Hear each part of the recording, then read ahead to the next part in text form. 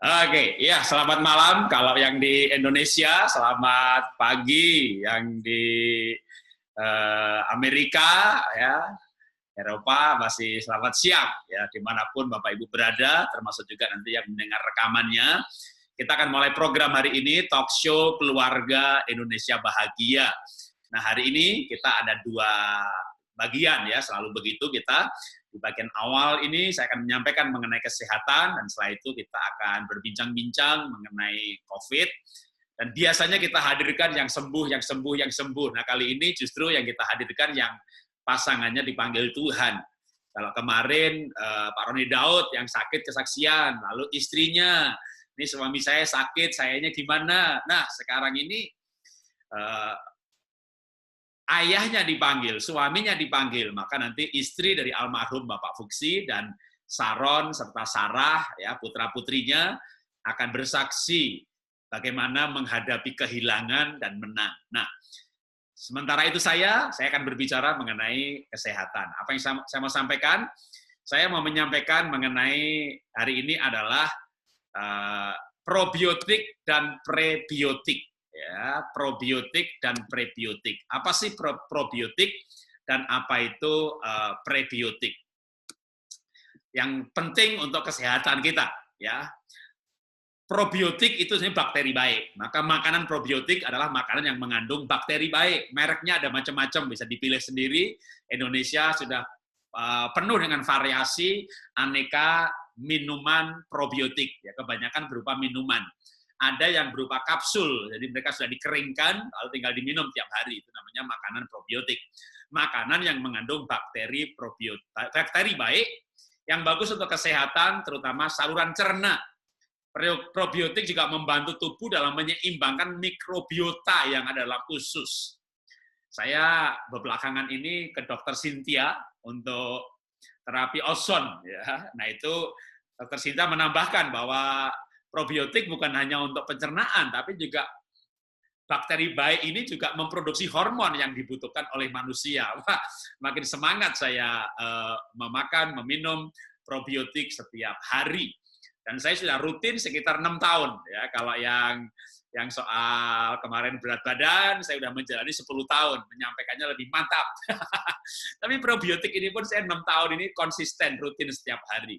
Menunjang kesehatan secara keseluruhan, terutama melancarkan pencernaan, meningkatkan sistem imun, mengatasi sindrom iritasi usus besar, dan mencegah gejala alergi tertentu. Kemarin ingat pelajarannya dari Pak Rian Yutasoid, ya, kalau sistem imunnya baik itu autoimun, ya gejalanya juga bisa alergi. Nah, probiotik itu contohnya ya kefir, ya tadi banyak sekali contohnya yang kita lihat tadi, ya ini aneka merek gitu ya, tapi yang saya jelaskan kali ini nanti kefir. Nah, apa dari mana aja sebenarnya probiotik itu gitu ya? Ya termasuknya yogurt, kefir, kimchi. Nah, yang suka restoran Jepang, ya Korea miso, bahkan tempe ya, bukan hanya karena di fermentasi dengan bakteri baik, tapi itu juga termasuk probiotik karena memang probiotik itu bakteri baik ya. Jadi tempe, susu kedelai yang difermentasi, serta beberapa jenis acar asal tidak dipasteurisasi. Itu sumber dari probiotik. Nah, kalau gitu prebiotik apalagi? Ya, ada probiotik, ada prebiotik. Sederhana banget kok ya.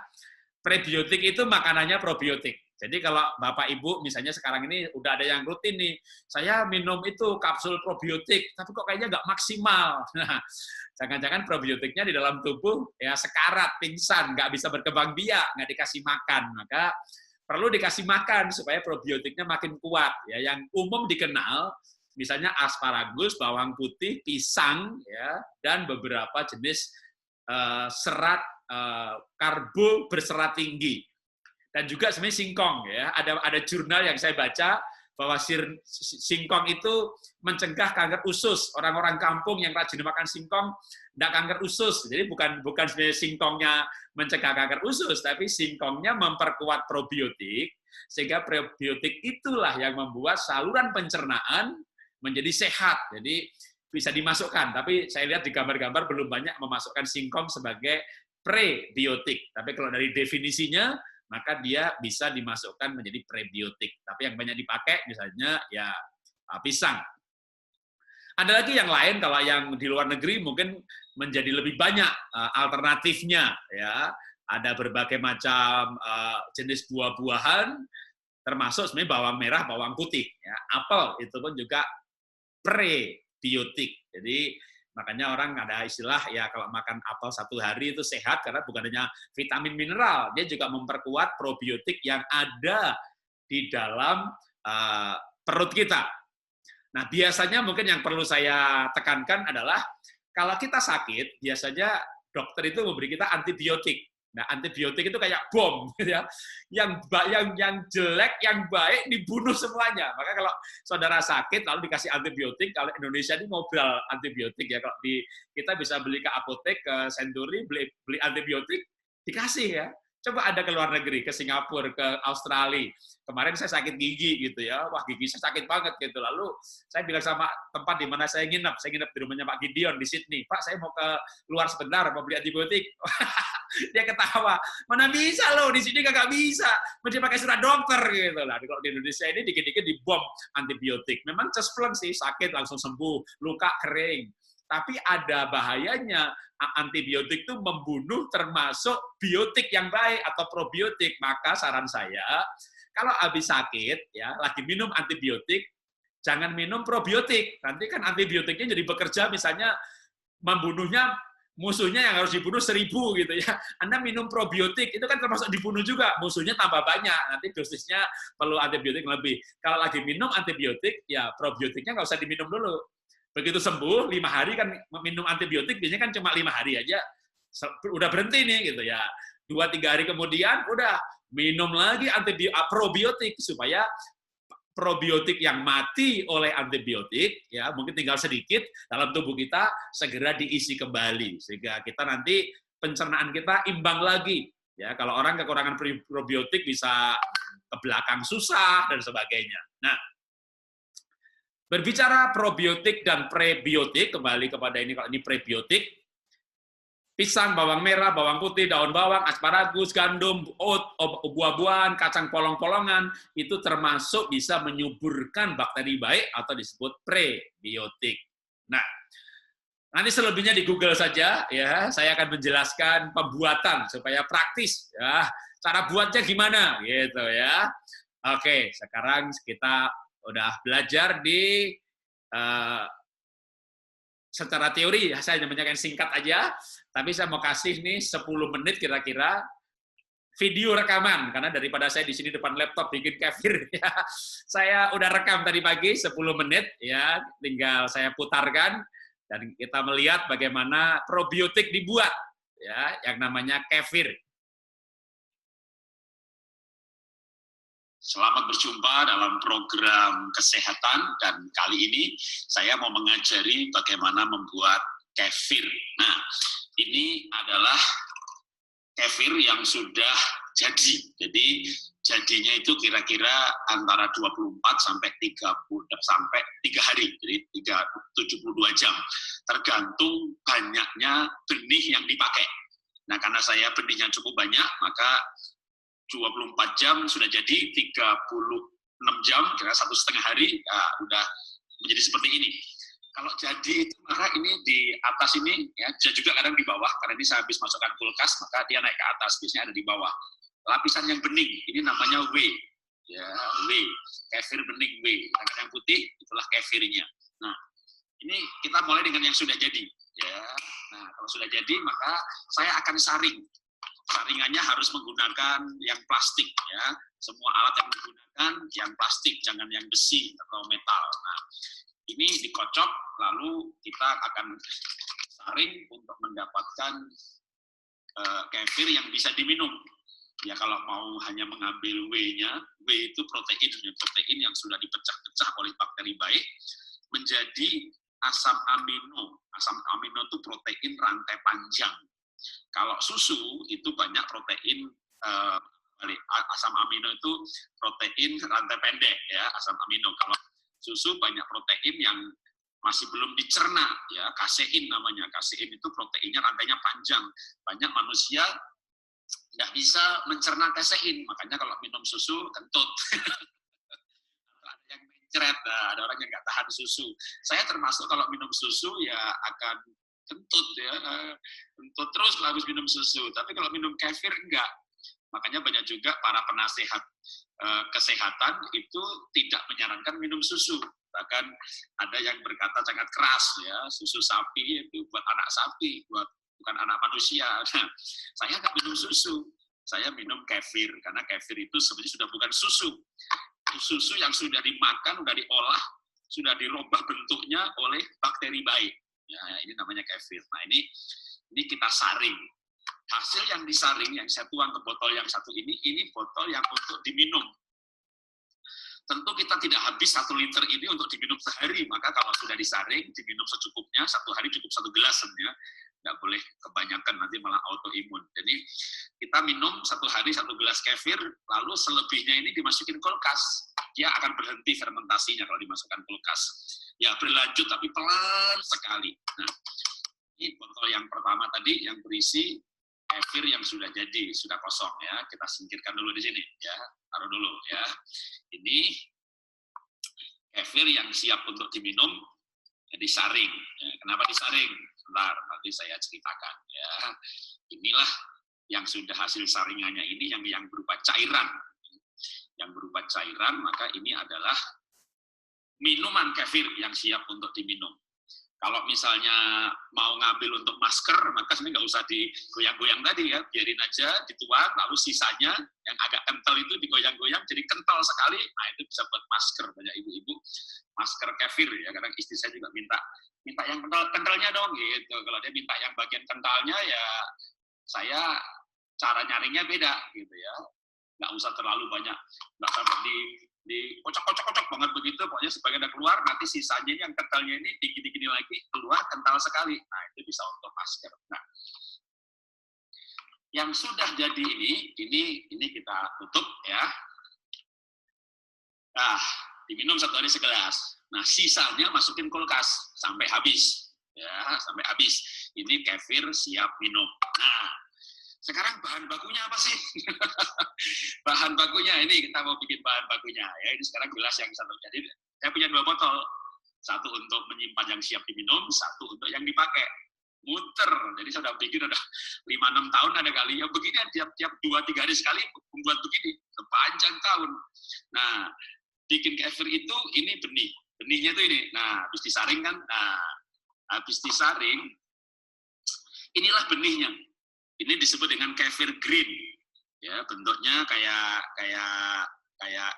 jagung kecil-kecil, kayak mutiara ada yang bilang juga gitu. Ini namanya kefir green, yaitu benih kefir. Di mana dapatnya? Oh, saya nggak jualan benih, saya hanya berbagi kehidupan. Nah, Google aja, ketik aja benih kefir atau kefir green, udah muncul. Cari yang terdekat. Yang bagus mana Pak? Semuanya bagus. Karena ini bakteri. Bakteri itu tidak bisa bohong. Manusia bisa bohong, bakteri tidak bisa bohong. Jadi dijual di mana-mana, dapatkan aja. Beli itu sekali seumur hidup. Saya dapat ini 5-6 tahun lalu, saya nggak beli waktu dikasih teman gitu kan. Nah ini udah, malah ini sebenarnya 2 bulan, 3 bulan sekali bertambah 2 kali lipat. Bisa dikasih orang lain ya, mau dijual juga boleh.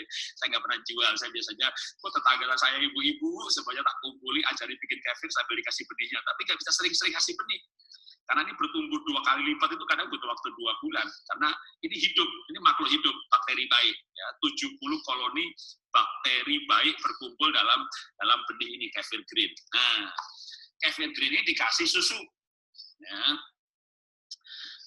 Susunya ini harus susu yang pasteurisasi, ya bisa dibacakan pasteurisasi, ya bukan sterilisasi.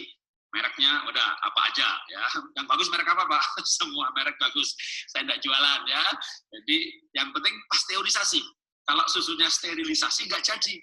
Karena bakteri itu nggak bisa bohong, manusia bisa bohong. Ya kan, kalau bagi saya, maaf nih para penjual susu ya, susu sterilisasi itu sirup rasa susu. Buktinya bakteri udah nggak bisa makan, mati dari kasih susu pasteurisasi. Kalau susu sterilisasi, nah itu susunya kan dipanasi dengan 70 derajat saja, maka ini susu yang pasteurisasi dituang. Nah, saya tuang ke sini karena tujuannya saya mau keluarkan benihnya. Nah, ini benihnya nih, ya. Ini benihnya. Kefir green itu biar nggak nempel di saringan. Ya, saya biasanya selalu balik begini. Nah, botolnya ini sendiri boleh sih 4-5 kali pembuatan itu dicuci biar bersih, ya. Jangan sampai ntar dia campur bakteri yang lain. Nah, ini sudah ini berarti sudah apa, kefir green benih dicampur susu segar, ya. Boleh susu segar, boleh susu pasteurisasi yang sudah dipotolin begitu, ya. Nah, susunya boleh kalau ini kebetulan yang low fat, ya. Mau yang full cream nggak apa-apa juga, low fat nggak apa-apa juga. Kalau mau dicampur, nyampurnya nanti, ya. Kalau sudah jadi begini mau diminum, nah campur dengan jus, dengan parutan buah, karena ini asam, ya. Jadi dicampur madu boleh, terserah mau campur. Kalau saya senang campur buah naga, nanti warnanya jadi pink. Nah, susu yang sudah dicampur dengan benih susu, ya, masukkan lagi ke botol, dimasukkan ke botol, ya, supaya nanti jadi kefir berikutnya. Ya, ini jadi benihnya masih ada yang nyangkut, pelan-pelan.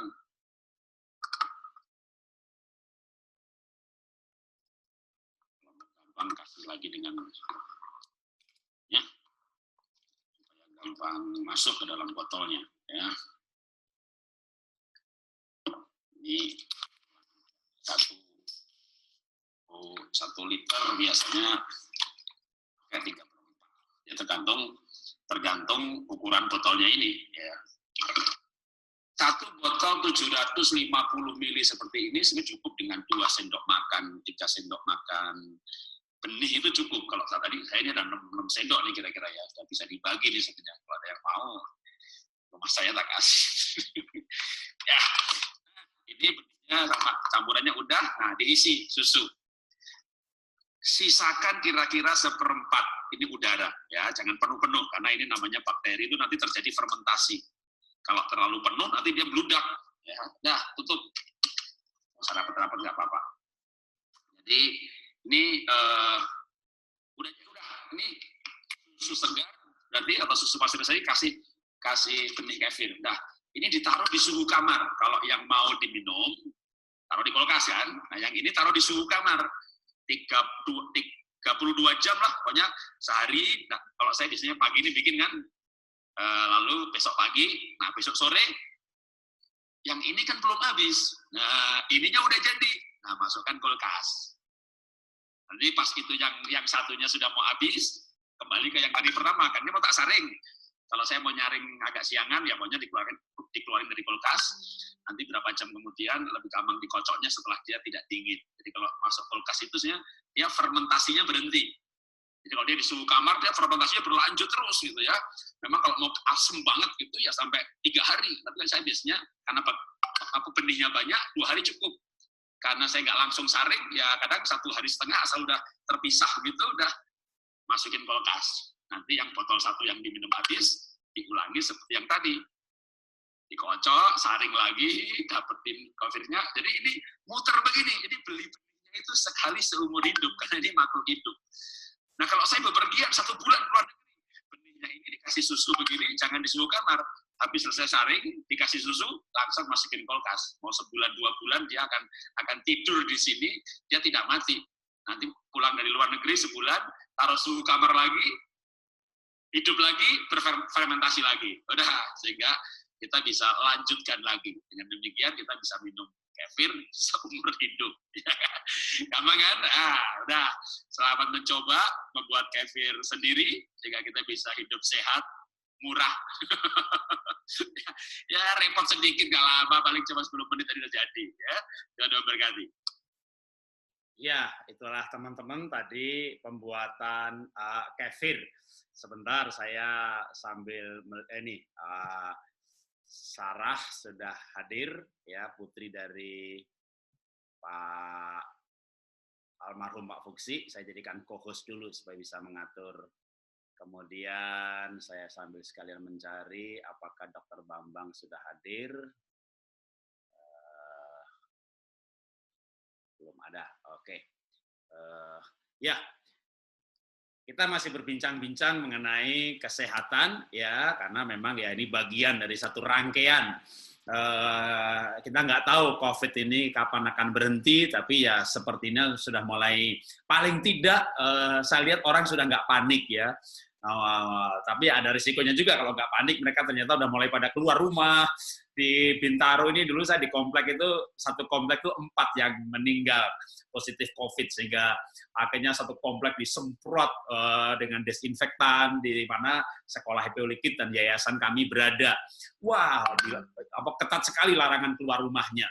Lalu saya tinggal di klaster yang lain juga, wah, sampai dipasang namanya barikade itu luar biasa. Tapi sekarang tak lihat ya orang udah mulai lebih rileks. Walaupun kalau melihat angka ya, angka yang setiap hari diupdate sama pemerintah, sebenarnya pertambahannya masih, grafiknya masih tambah banyak loh, satu hari tambah 600, tambah 800, jadi belum lagi yang PDP. Kalau di Amerika itu kan nggak ada yang namanya PDP, ya positif sama negatif gitu aja.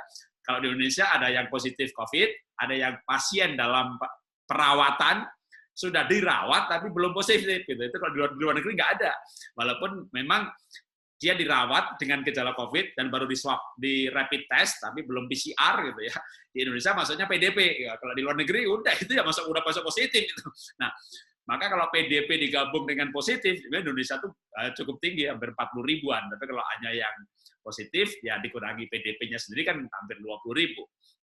Nah, melihat angka-angka itu terus terang ya kita tidak tahu nih sampai berapa lama. Ya, masih akan berapa lama, mudah-mudahan bisa 2-3 bulan.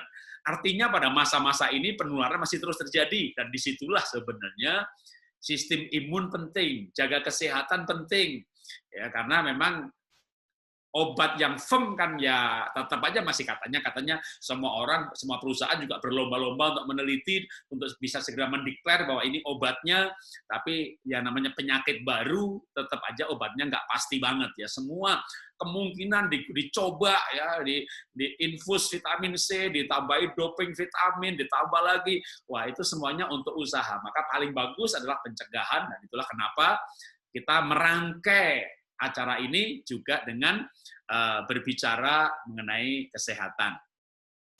Sementara kesehatan sendiri faktor penopangnya, pendukungnya banyak benar gitu ya. Maka kita perinci satu-satu. Kita mulai berbicara sistem imun, detox. Hari ini saya bicara kefir, dan nanti sebentar Dr. Bambang, sebentar sambil saya cek lagi apakah sudah masuk. Dr. Bambang nanti akan berbicara mengenai antioksidan. Dan sebenarnya cukup menarik begini ya, waktu bicara vitamin, ya disarankannya sayur buah.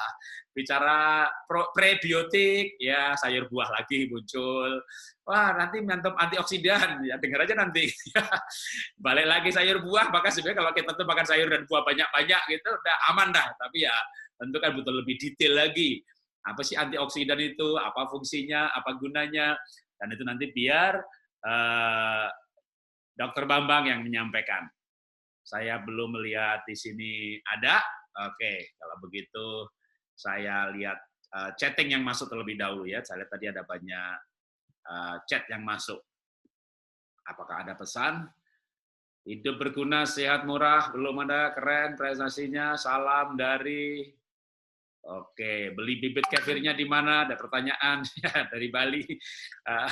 Benih kefir ini dijual banyak sekali. Udah sambil nonton aja, ketik di gadgetnya benih kefir atau kefir green. Nanti muncul.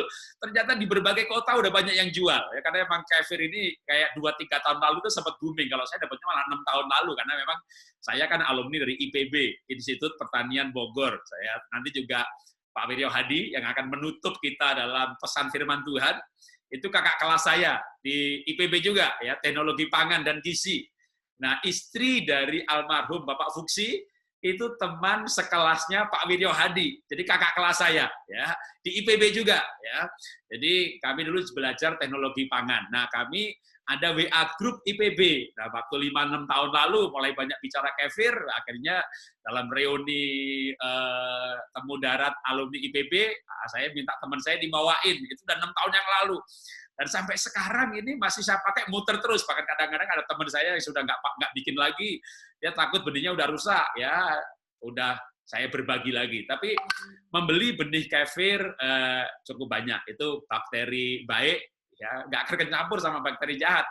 Dia aja tugasnya bunuh yang jahat gitu ya. Jadi yakin aja udah gitu ya. Itu. Tapi kalau nggak mau ribet banget ya, sebenarnya juga sekarang ini saya pergi ke Carrefour, ke Giant, ke Lotte, masuk ke areal susu, yang jual kefir juga udah banyak.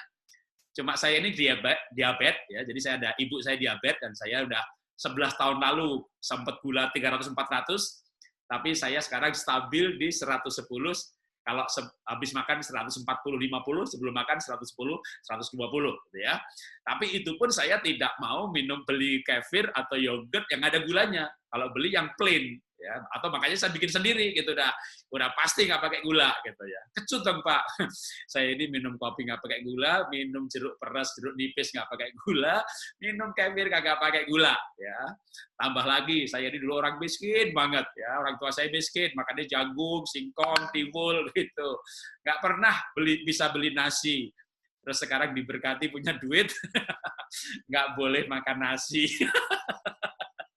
Emang DNA-nya desa. Jadi kemarin ada berita di sosmed ya, ada orang mengeluh bahwa nggak bisa beli beras, akhirnya makan ubi hutan. Tapi captionnya itu sedih, kayak kasihan banget gitu. Saya baca itu malah itu ubi hutan itu kalau dibikin caption ini bisa ditulis ubi organik, bebas pupuk kimiawi. Wah, itu dibungkus harganya mahal itu. Itu makanan mewah itu. Jadi, saudara nggak perlu merasa sengsara gitu kalau nggak bisa beli beras. Saya boleh beli aja, nggak. Saya bisa beli aja, nggak beli gitu ya. Kenapa? Ya karena diabetes tadi. Gula saya udah stabil di 110-120, tapi bagaimanapun juga saya mencoba untuk tetap hidup sehat. Ya, itulah yang saya sampaikan sampai saat ini mengenai kesehatan, dan saya akan mulai dari satu pujian yang menceritakan tentang kemuliaan kekudusan Tuhan kita Yesus Kristus. Pujian, hormat dan kuasa kami berikan padamu Tuhan, yang duduk di atas tahta dan yang memerintah selamanya. Kau Tuhan yang sudah ada, yang ada dan yang akan datang. Bagimu kemuliaan. Pujian, hormat dan kuasa kami berikan padamu Tuhan, yang duduk di atas takhta dan yang memerintah selamanya. Kau Tuhan yang sudah ada, yang ada dan yang akan datang. Bagimu kemuliaan. Kudus, kudus, Engkau Tuhan, Maha Kudus, namamu ku tinggikan selamanya. Kudus, kudus, Engkau Tuhan, Maha Kudus, kasih-Mu takkan berubah. Kudus, kudus, Engkau Tuhan, Maha Kudus, namamu ku tinggikan selamanya. Kudus, kudus, Engkau Tuhan, Maha Kudus, kasih-Mu takkan berubah selamanya.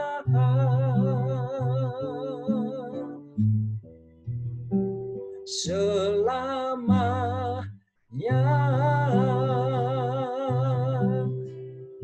Mari kita berdoa. Berkati pertemuan malam ini Tuhan. Dan biarlah setiap yang lemah dikuatkan, yang hilang harapan menemukan harapan baru, dan yang putus asa mendapatkan jawaban. Dan biarlah lewat siaran ini, Tuhan dimuliakan, Tuhan disenangkan. Datang kerajaan-Mu, jadi kehendak-Mu, seperti di sorga. Dalam nama Yesus. Amin. Ya, puji Tuhan. Terima kasih Pak Roni Daud untuk doa, pujian, dan penyembahannya. Dan sekarang saya akan berikan perkenalan singkat dulu untuk tamu kita yang akan bersaksi, walaupun tadi sempat kita kenalkan sedikit, tapi saya akan berikan intro terlebih dahulu sebelum mereka semuanya bersaksi, ya. Nah,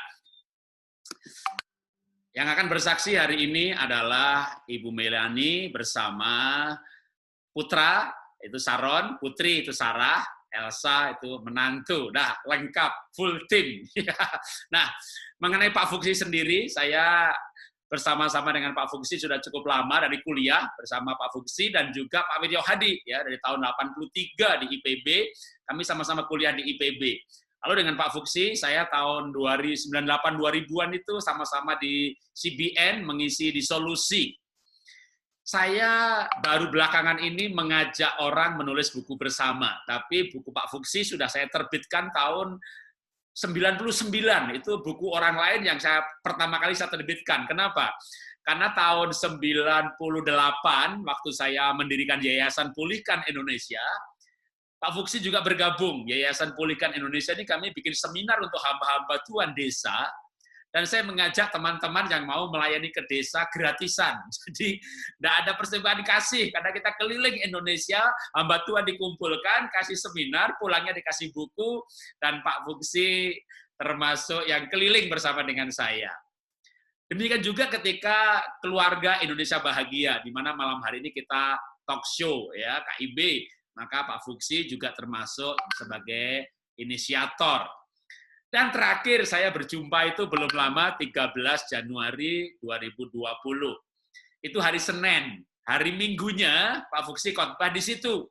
Dan malamnya mau pulang, tapi dikasih tahu Pak Gembala di Cirebon ya bahwa ini Pak Jarod besok pagi datang. Akhirnya dia membatalkan orang Minggu malam karena padahal mau buru-buru mau ke Eropa. Jadi bulan Maret ya Februari Maret Pak Fuksi ke Eropa, ke Belanda.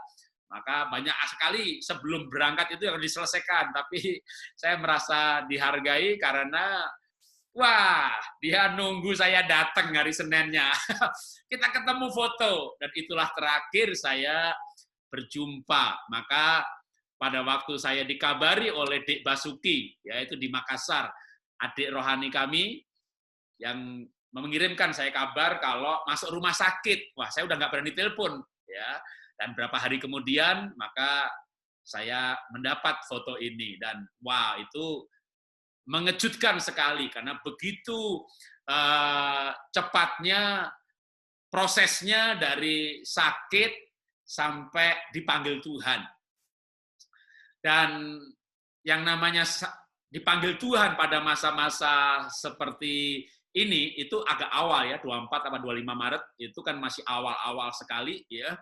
Bahkan juga yang saya kenal di Bandung, di mana satu gereja dengan kami, itu juga belum ada dua hamba Tuhan yang dipanggil hampir bersamaan, hanya berselisih 1 hari. Yang satu memang di rumah sakit rujukan COVID dan positif COVID, yang satu tidak di rumah sakit rujukan sehingga hanya diduga. Tapi walaupun diduga, itu pun tetangga, kanan kiri, hebohnya luar biasa. Apalagi yang di Bandung itu 2-3 hari lebih awal dari Pak Fuksi, di mana juga masyarakat belum siap, sehingga pekuburan menolak, tetangganya mulai menjauhi, dan wah itu benar-benar suasananya bagi yang ditinggalkan. Saya bukan keluarga Pak Fuksi, tapi saya sempat membaca di Twitternya anak hamba Tuhan di Bandung yang kami kenal, dan wah itu kepedihan yang luar biasa. Saya pun juga sebenarnya mau mengajak keluarga Pak Fuksino bersaksi, saya sebenarnya kayak gimana ya, tapi hari-hari ini melihat angka-angka yang terjangkit itu masih banyak, menurut saya masih banyak yang perlu dikuatkan karena kehilangan. Dan kalau toh COVID sudah berhenti, namanya kehilangan bukan hanya karena COVID. Orang bisa kehilangan pekerjaan, kehilangan di PHK, kehilangan harapan, kehilangan kesehatan. Belum dipanggil Tuhan, udah kehilangan kesehatan sudah. Jadi kehilangan ini masalah yang perlu ditangani dan perlu diselesaikan. Tentu saya bisa memberikan mengenai teori menangani kehilangan, tapi ada yang lebih mengalami, yang lebih traumatis. Saya tahun 2009 rumah saya kebakaran, tidak diasuransi, itu juga kehilangan yang besar bagi saya. Karena saya mencari harta itu 13 tahun dan habis hanya dalam 3 jam saja. Tapi saya tidak kehilangan anggota keluarga. Kalau Ayub kehilangan semuanya. Karena itu kita hadirkan dan kita akan melakukan, saya akan pandu dengan pertanyaan-pertanyaan, dan nanti saya akan memasukkan Pak Bambang ya, mungkin dia berusaha untuk masuk. Ya. Selamat malam, saya panggil Cik Mimi aja ya, biar lebih akrab ya. Oke, sebentar saya, maaf saya belum suaranya. Iya, sekarang udah. Iya, selamat malam. Oke, saya akan pandu dengan pertanyaan, nanti silahkan siapa yang menjawab, apa Cik Mimi atau putrinya. Tapi mungkin saya akan tunjukkan ke Ibu dulu. Bagaimana perasaan Ibu ditinggal suami secara mendadak dan tak terduga karena tadinya sehat, baru balik dari Eropa, masuk rumah sakit kalau nggak salah tanggal 18 atau tanggal Maret ya, dan 24-25 udah dipanggil Tuhan. 6 hari apa 7 hari. Itu pasti suatu kehilangan yang benar tidak terduga dan tak terencana. Ibu boleh sampaikan, ungkapkan perasaan Ibu. Ya, sebagai istri Pak Fuksi yang sudah menikah, kami hidup bersama 32 tahun. Tentu merasa sangat kehilangan dan sangat dalam sekali luka di hati saya. Karena saya merasa saya kehilangan seorang pemimpin yang menjadi pemimpin bagi hidup saya pribadi. Bahkan bagi saya, suamiku itu adalah wakil Kristus di dunia ini bagiku. Kalau Bapak Ibu boleh tanya kepada anak-anak saya hampir tidak pernah membantah beliau, sekalipun ada kadang-kadang perasaan kesel dan sebagainya. Tapi bagiku dia adalah wakil Kristus. Aku jadi sangat kehilangan, kemudian merasa menyesal juga, tidak bisa berbuat banyak bagi dia. Khususnya ketika dia sakit, itu aku nggak bisa berbuat banyak. Aku merasa ada perasaan menyesal sampai saat ini, betapa cepat. Kemudian yang aku rasakan hari-hari ini di tengah tanggung jawabku juga, aku merasa sepi, walaupun anak-anak ada di rumah. Terkadang aku merasa sendiri, separuh jiwaku tuh melayang, dan masih terasa sampai saat ini. Jadi walaupun aku sibuk, tapi terus perasaan itu ada, kehilangan, dan perasaan sangat sepi karena bagiku dia sudah menjadi pemimpin di dalam hidupku. Itu yang saya rasakan sampai saat ini. Ya, saya lanjutkan lagi pertanyaannya, mungkin bisa sebentar ya. Maaf sambil ini soalnya sambil ada kontak dengan Dokter Bambang nih, tunggu sebentar ya.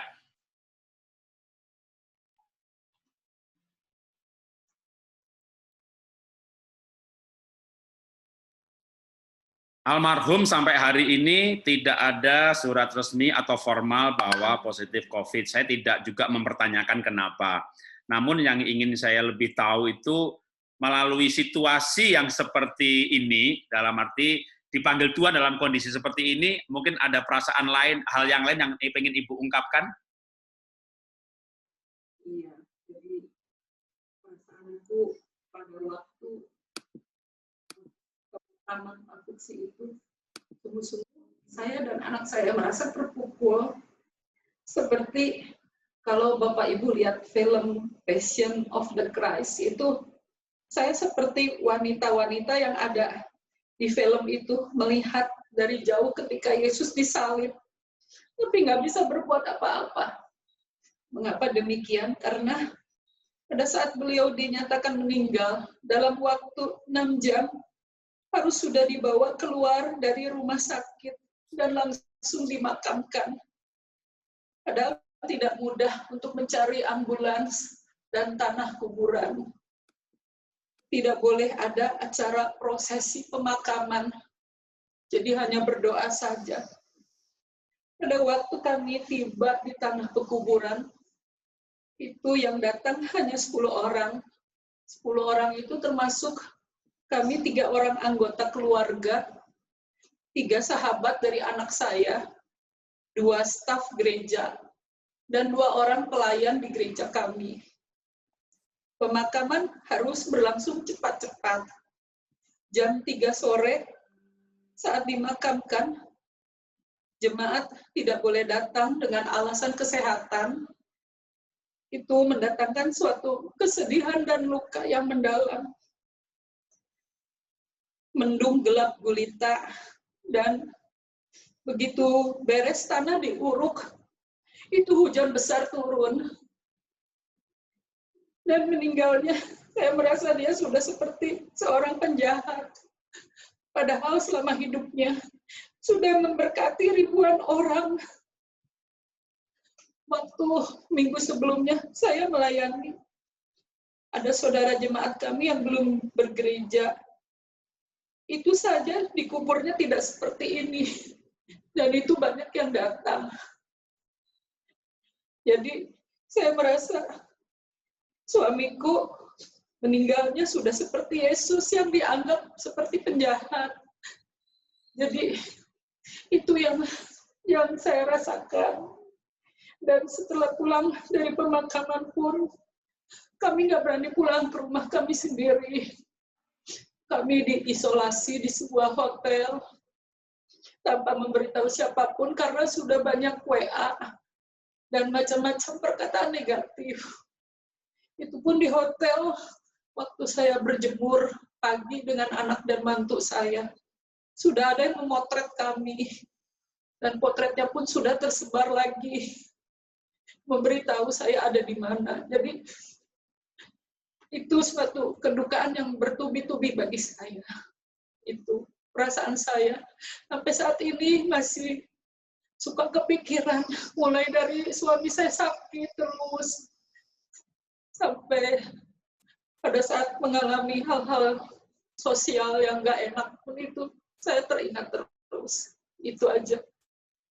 Oke, jelas suatu duka yang tidak mudah ya, dan memang juga kalau sekarang mungkin kita sudah mulai, oh ternyata memang orang pada itu terlalu awal dan orang pada panik, takut ketularan. Jadi yang ditinggal pun ternyata saya nggak menduga seperti yang ibu dan anak-anak alami, harus kayak karena tetangganya juga takut ketularan, di hotel pun orang di hotelnya takut ketularan karena diduga, padahal ibu dites dan anak-anak ternyata negatif. Nah, kami melihat itu satu beban atau peristiwa duka yang luar biasa. Nah, pertanyaan saya berikutnya adalah, hal tersebut jelas duka yang sangat mendalam.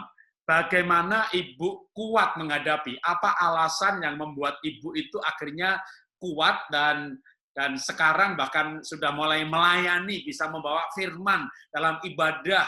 Itu saya mendengar cerita dari jemaat bahwa Cimimi tegar, kuat. Nah, kenapanya kami pengen mendengar. Silakan Cik Mimi. Iya, bagi kedua anak saya dan menantu saya adalah anugerah Tuhan buat saya. Mereka tiap hari kasih kekuatan. Meskipun kami kerap kali bertanya, mengapa ini bisa terjadi pada keluarga kami? Kami nggak melakukan kesalahan apapun rasanya di hadapan Tuhan. Jadi kami udah minta ampun dosa juga jika ada hal-hal yang salah. Namun kami sama sekali nggak marah kepada Tuhan. Itu yang saya dan anak-anak lakukan. Walaupun bertanya mengapa kami nggak mau marah sama Tuhan, kami tahu Dia berdaulat, kami hanya ciptaannya saja. Dan setiap malam sampai saat ini, saya dan anak-anak dan mantu melakukan worship bersama. Sampai saat ini, bahkan mendoakan penderita-penderita yang lainnya. Kemudian yang kedua, mengapa saya bisa bangkit dan kuat? Ada famili dan teman-teman di seluruh dunia yang mendoakan kami sampai saat ini. Jadi setiap hari ada saja yang mendoakan, memberi kekuatan. Meskipun perasaan duka belum hilang, namun Roh Kudus selalu berbicara dalam hati saya. Dan itu memang udah Roh Kudus tanamkan sejak tanggal 14 Maret. Pertama kali saya ketemu Pak Fuksi setelah pulang dari Eropa. Roh Kudus berbicara, aku akan menyertai kamu. Aku akan menyertai kamu. Saya pikir Pak Fuksi akan sembuh. Nggak taunya jawaban doanya lain. Tapi sampai saat ini berarti itu buat saya pribadi, suara Roh Kudus itu. Aku akan menyertai kamu. Kalau untuk bangkit kembali, ya Pak Fuksi pesan malam sebelum masuk rumah sakit, kami bermaaf-maafan atas segala kesalahan kami sebagai suami istri. Lalu pesan Pak Fuksi untuk tetap melayani sebuah kami sekeluarga, disuruh tetap semangat melayani. Saya disuruh untuk mengatur gereja ini dengan dibantu teman-teman. Lalu saya percaya suara Roh Kudus, ada Roh Kudus yang selalu menyertai. Dan saya juga punya tujuan-tujuan yang harus diraih. Tahun ini saya akan menyambut kelahiran cucu kami yang pertama. Terus saya juga akan menyaksikan pertunangan anak saya yang kedua. Puji Tuhan. Dan selalu saya diingatkan oleh ibu-ibu janda dari hamba-hamba Tuhan yang lain, termasuk yaitu Ibu Jeremia Rim yang dulu juga memberkati pernikahan saya. Ada juga di sini Pak Timotius Sugiantono. Beliau juga dulu memberkati pernikahan kami. Waktu di Bogor, di Mojokerto saya diberkati oleh Pak Jeremia Rim. Lalu istrinya pesan, karena Pak Jeremia Rim juga sudah meninggal, istrinya pesan, kamu harus jaga nama baik suamimu sampai akhir hidupmu. Jadi di situ saya ingat terus pesan ini. Itu yang membuat saya jadi bangkit. Walaupun perasaan kehilangan suka masih ada. Itu aja jawaban saya. Oke, saya percaya bahwa Tuhan pasti mengizinkan sesuatu walaupun ada misteri ya kenapa hal ini terjadi. Saya juga hari-hari ini banyak merenungkan kitab Ayub, bahkan saya buat serial sudah sampai yang ke-6 sekarang yang di-post dan masih ada 11 episode yang lain. Dan itu juga bukan karena Ayub punya salah, tapi ada misteri yang kadang-kadang memang nggak terjawab. Dan sekarang saya mau bertanya kepada boleh Sarah, boleh Sharon yang menjawab, ya, apa bagi kalian, ya, selain sebagai papa tentunya udah pasti secara biologis, tapi saya ingin mengetahui apa sih arti seorang pendeta Fuksi selain sebagai ayah bagi kalian. Iya, buat Sarah, aku adalah seorang sahabat Sarah. Sarah merasa paling dimengerti oleh Papa. Mungkin karena karakter kita mirip, Papa selalu sediakan waktu sesibuk apapun. Karena Sarah studi di luar negeri, Papa selalu telepon Sarah, tanya kabar, atau sekedar cuma dengar Sarah kalau kesah. Kalau Papa sedang pelayanan, karena Papa sibuk sekali orangnya, Papa lihat miss call Sarah WhatsApp. Begitu Papa beres pelayanan, Papa selalu langsung WhatsApp call Sarah balik. Ada apa? Baik-baik semua, sehat. Begitu. Kami juga selalu ngelakuin kegiatan semua bareng kalau pas Sarah pulang ataupun pas Papa mengunjungi Sarah ke Australia. Selalu nonton film bareng, makan di luar bareng, Bapak nyetirin Sarah, dan banyak hal yang lain. Jadi buat Sarah, Bapak adalah sahabat terdekat Sarah. Gitu sih Om. Ya, kalau Sharon boleh? Ya, kalau saya selalu teringat sama khotbah Papa tentang sumber dan saluran. Jadi dia bicara sumber kehidupan kita itu selalu Tuhan Yesus. Tapi dia bisa menggunakan orang-orang di sekitar kita menjadi saluran. Papa Fuksi bagi Sharon adalah segalanya. Tapi semenjak kami bertumbuh dewasa, Papa adalah saluran utama hikmat bagi Sharon pribadi. Dia tidak ada, kayaknya itu langsung dipotong, tek-tek, goes to the source itself, means Jesus. Itu bagi Sharon. Ya, selain itu juga saya ucapkan dulu selamat ya, ternyata nggak lama lagi nanti Cimimi akan punya cucu, berarti ya Sharon istrinya sudah hamil. Ya, penghiburan di tengah duka. Kalau saya belum mantu, harusnya kemarin 18 April, tapi gagal ya PSBB, bahkan ketika pemerintah belum mengumumkan, kami sudah menduga karena anak saya tinggal di Singapura dua-duanya.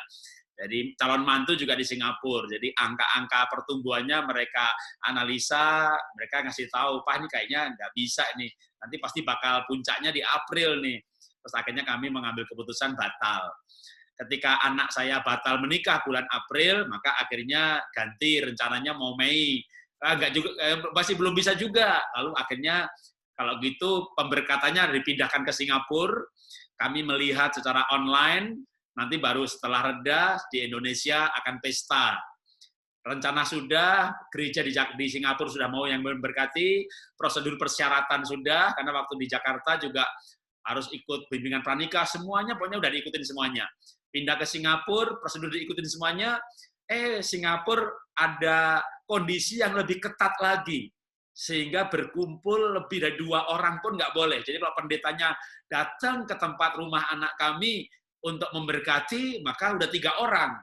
Jadi itu menjadi dilarang, akhirnya batal lagi. Jadi ya saya banyak mengalami beberapa hal yang harusnya bahagia menjadi tertunda. Tapi kami percaya bahwa Tuhan akan membuat semuanya indah pada waktunya.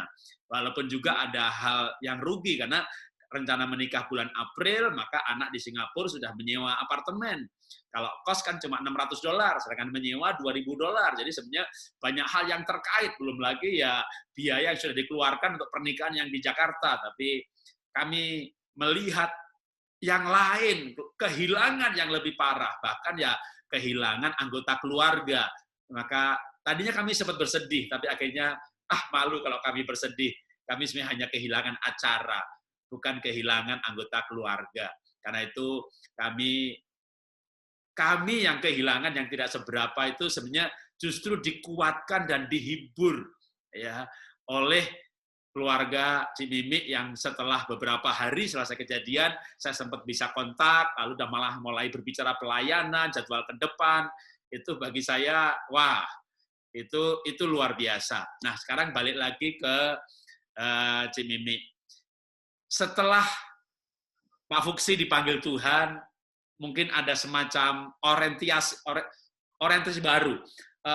Saya hidup buat apa, melayaninya bagaimana, mungkin ada semacam komitmen baru atau tujuan hidup yang baru, karena dulu kan bersama-sama suami melayani, bahkan mungkin istilahnya membantu suami, sekarang tiba-tiba suami tidak ada.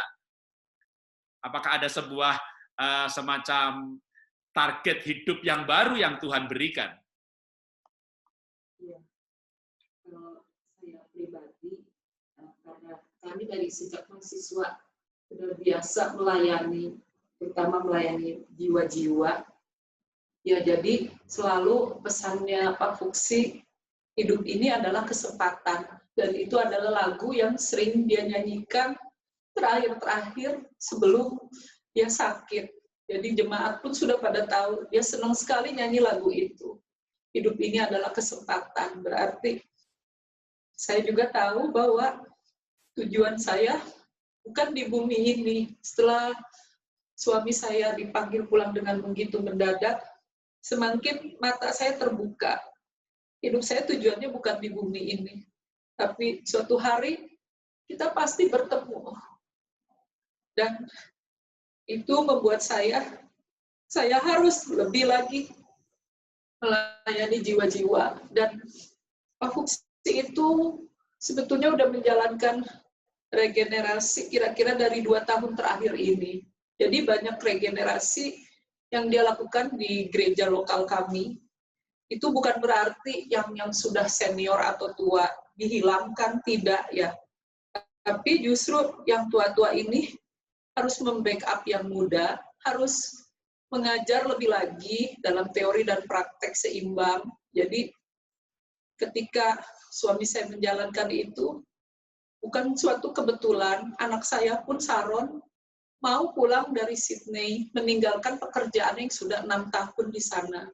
Wow. Dan mau untuk menggembalakan jemaat kami di BSD yang masih merupakan jemaat yang belum terlalu besar, baru sekitar 60 orang, dan puji Tuhan sekarang mengalami kenaikan ya. Dan saya di situ punya orientasi juga, kalau anakku sudah mau memenuhi panggilan ini, berarti saya percaya Tuhan punya maksud rencana atas diri anakku yang pertama ini. Dan anak saya yang kedua juga, dia sama panggilannya seperti Pak Fuksi menjadi dosen, sebab itu dia sekarang ambil S3 yang di Brisbane ini. Nah itu, saya juga pengen dia seperti papanya. Jadi dia bukan asal mengajar seperti dosen-dosen biasa, tapi dia di situ bisa menguatkan yang lain, bahkan ada beberapa dosen di situ yang bertobat dan menerima Yesus. Amin. Itu yang saya inginkan juga kepada anak saya yang kedua, lewat jalur akademiknya, dia bisa melakukan hal-hal seperti yang dilakukan oleh ayahnya. Jadi, Amin.